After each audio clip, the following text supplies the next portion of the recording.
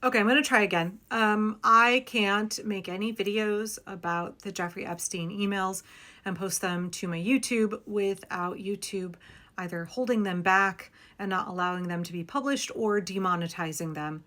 Megyn Kelly can broadcast all of the things that she said, but I can't share clips of what she said and talk about it, or I'm not allowed to publish my video. So I would just encourage you to go on TikTok or wherever and search up that video because I can't share it. But I just wanted to talk really quickly about the Epstein emails, but in particular the way that we are seeing the media frame what's coming out. I've talked about this in the past. Even like liberal commentators like Andrew Weissman like to use this term. They used it in reference to Matt Gaetz. By the way, there is more breaking news out today about Matt Gaetz, about how his alleged victim, who was 17 at the time, was going to use money from Matt Gaetz to pay for braces. Y'all understand we're talking about children. But when it came to Matt Gaetz' original scandal, and now in terms of Jeffrey Epstein, we consistently see this framing of underage women, calling victims who are children underage women. That is a euphemism that is disgusting, offensive, attempts to obscure how heinous the crimes are. And then we have people like Megyn Kelly, again, I can't show her clip, basically justifying what happened to 14 and 15-year-old girls by saying that they look younger than they are, but that they're teenagers. Still children, Megyn. And she tries to excuse the behavior of Jeffrey Epstein. And really what she's doing is trying to excuse the alleged behavior of Donald Trump, right? This is really about MAGA protecting Trump. They have no loyalty to Jeffrey Epstein. They want to prevent the Epstein files from being released, and then they want to minimize how terrible the abuse was.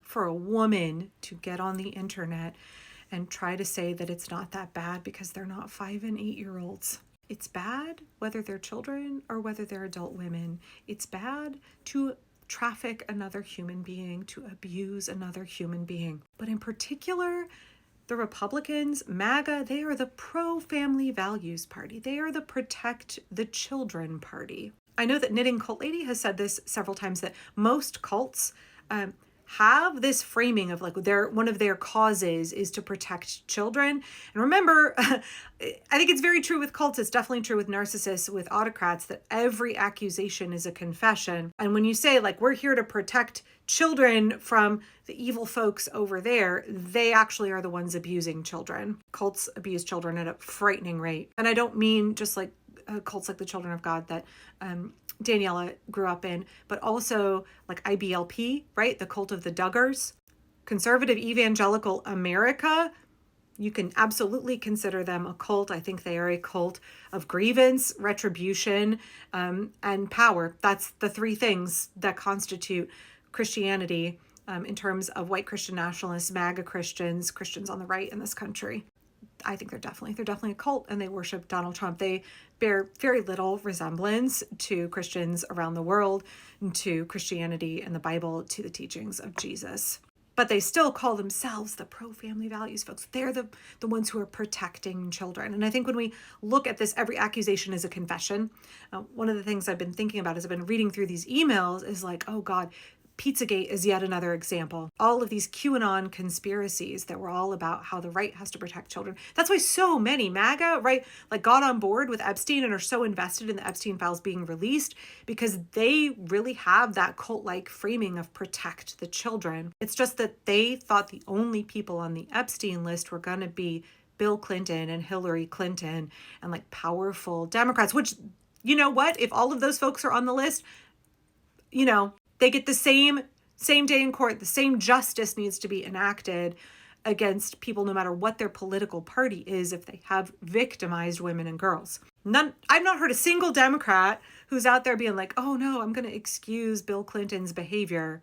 Every person I've heard out there is like, if he's on the list, he's on the list. And you know what we're doing to people on the list? We're holding them accountable. I mean, now we low-key know from these emails that it's not necessarily that Bill Clinton is on the list having victimized women and girls, but maybe he just had a good old time. He had a good old time with Donnie. Right? One of the emails insinuates that Trump and Bill Clinton experimented together. One of my mutuals said, it gives Big Beautiful Bill a whole new meaning. Ugh, ugh.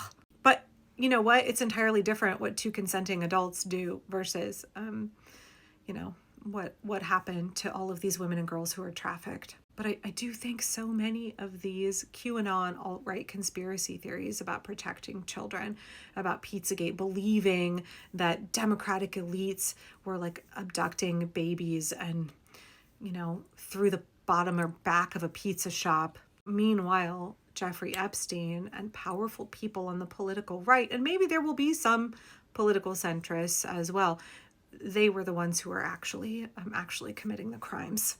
Every accusation is a confession. And there's every attempt right now from MAGA loyalists to either outright lie like Mike Johnson or to try to minimize the harm that was done, because I think they know it's about to be very, first of all, why is it not already obvious, like so apparent, how involved Donald Trump is? It's just like January 6th, where Merrick Garland and too many Democratic politicians were like, maybe it's not really an insurrection. Maybe he hasn't really committed crimes.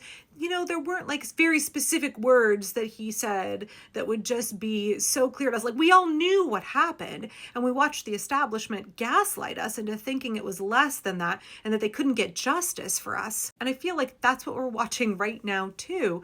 We're watching this minimization, this trying to make it seem like Donald Trump hasn't been as involved as like Jeffrey Epstein said he was. And we're just seeing the tip of the iceberg when it comes to the flood of evidence. That's a mixed metaphor, but when it comes to all of the evidence that's going to come forward, that's going to be revealed in due time. But once again, I think we see the establishment. We see the Megyn Kelly types trying to make it less terrible than it was, trying to minimize the harm, trying to play apologist for predators.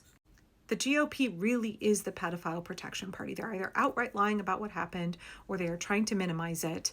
They don't want justice. They don't want the truth coming out. They never had any interest in protecting children. And I guess with that, I will leave it with this clip from one of Epstein's victims. How much clearer do we need to be, y'all? You met Donald Trump, is it right, through Ghislaine Maxwell? I did, yes, and I met him on several occasions. Ghislaine Maxwell did introduce me to him, and she introduced me to him with a clear message of my being with him in the same way that she had trafficked me and brought me to Jeffrey Epstein. I'm sorry, y'all. There are just too many people who've known the details about this for so long. There are too many people who've been hiding terrible, terrible things and protecting terrible men in power for a really long time.